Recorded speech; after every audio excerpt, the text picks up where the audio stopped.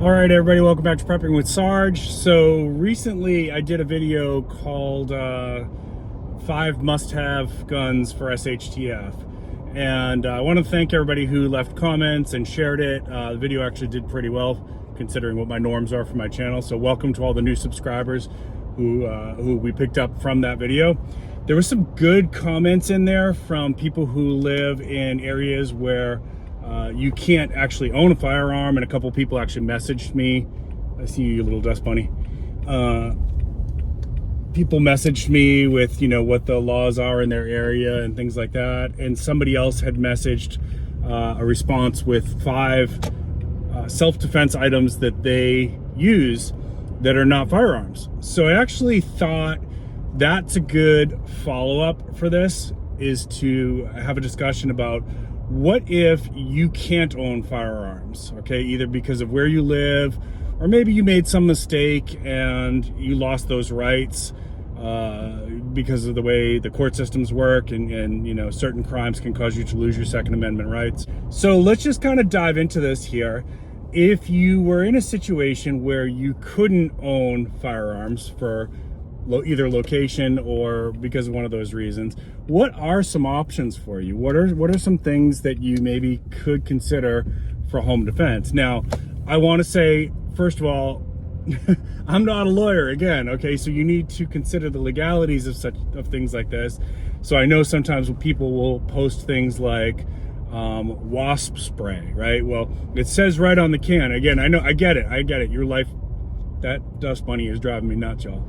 Your life matters, and I 100% support your right to protect yourself.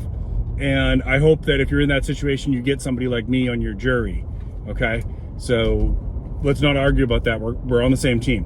But I need to caution you that the can of wasp spray says that it is not to be used on humans, and it's only designated for a specific purpose, right? So if you do that, rest assured, unless you live in a very a state that is extremely supportive of your right to self-defense, and even then you still might, you're probably going to be looking at some legal consequences to that. Okay, so I understand the concept of better to be tried by 12 than carried by 6. Again, same team, no need to argue with me about this. Okay, I want people to be aware of that. That's very legally complicated, as is everything else that I'm going to be talking about here.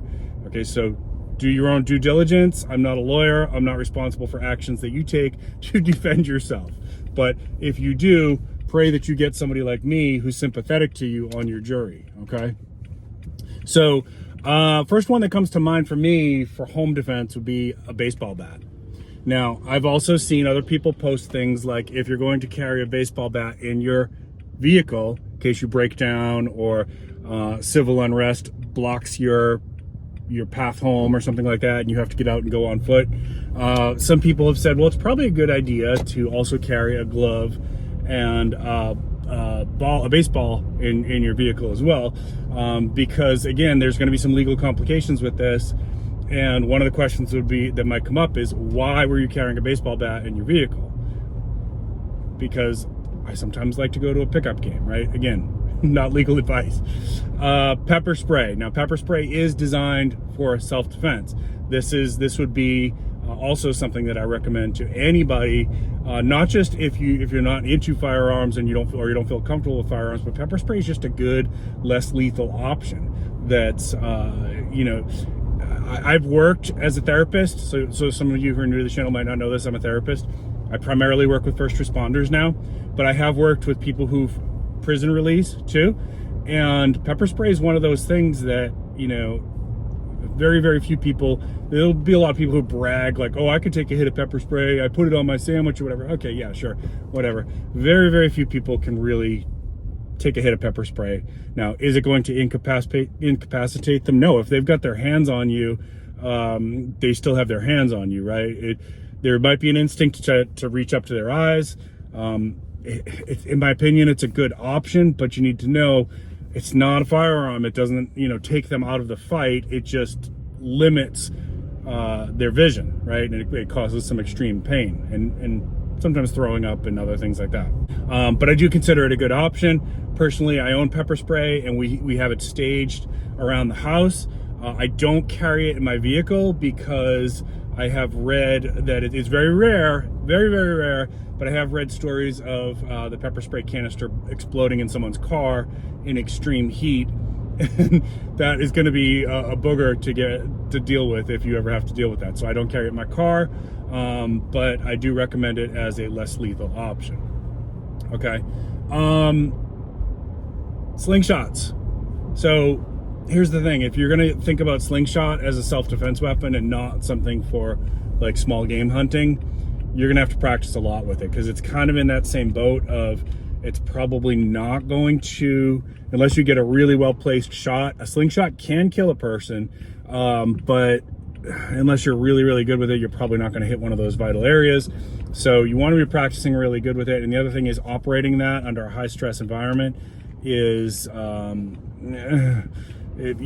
when you get into fight, flight, freeze mode, one of the first things that happens is your finite motor skills, fingers, things like that, get a little bit jacked up, and people can get shaky and things like that. So trying to operate a slingshot when your adrenaline's pumping like that, practice. If you're going to go with that, practice it a lot. Martial arts weapons, right? Like these can be a good option if you train with them. Make sure you're getting good training from somebody who knows what they're doing. Not just for kata, because, you know, kata will teach you some things about form and things like that, but also, green light, yay! But also for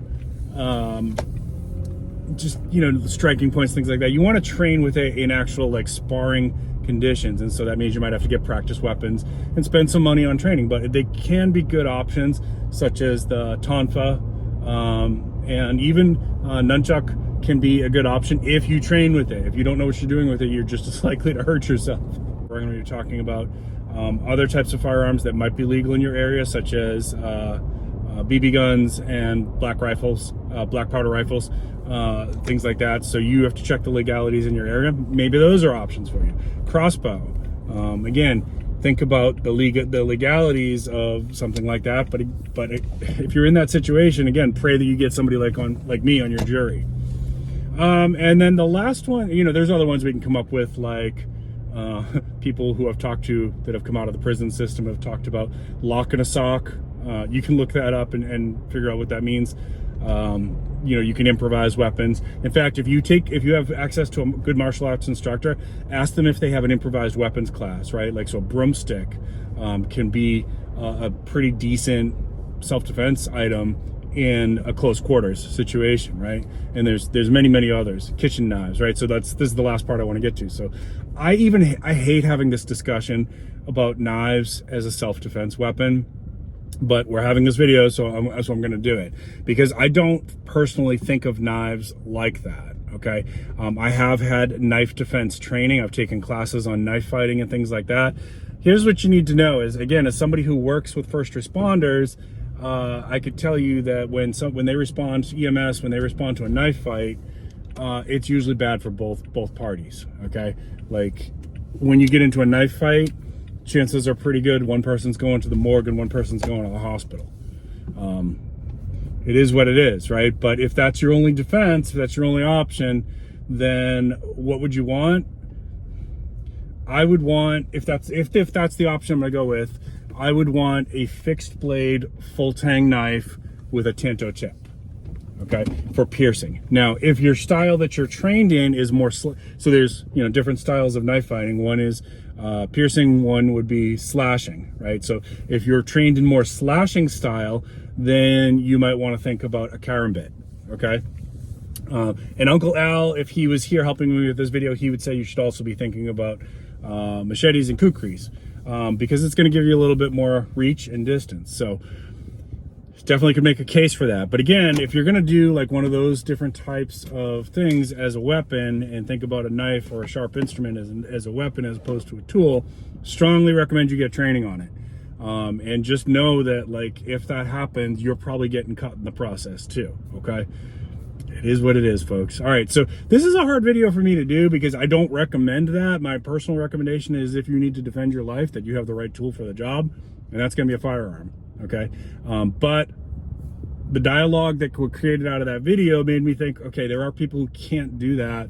So we need to have this discussion. Hey guys, this is Sarge. So as I was editing this, I realized there was two things that I didn't talk about that people probably would want to have some conversation about. One is those firearms that shoot the pepper balls.